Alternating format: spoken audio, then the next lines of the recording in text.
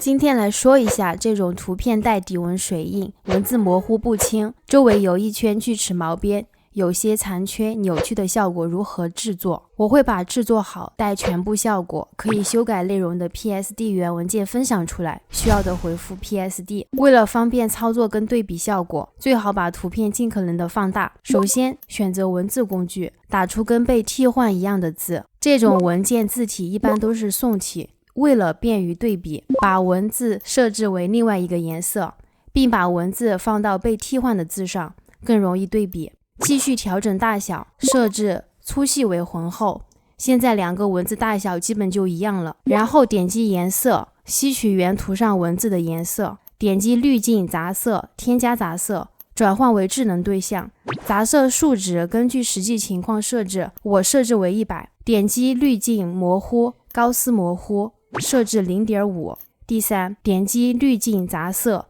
中间值设置为1，让文字拥有残缺效果。放大看一下，文字颜色有点浅了。点击图像，调整色相饱和度，把明度降低一些。点击滤镜扭曲波纹，数量设置60，扭曲有点严重，设置50。选中图层，添加一个外发光，增加外部描边效果。把文字往上移动，覆盖原文字，发现原文字有些细，双击缩略图，扩大画布，设置加粗犀利。发现文字颜色太深，调整明度，这样颜色基本一致了。把新文字覆盖替换文字，发现原文字是有些向上倾斜的。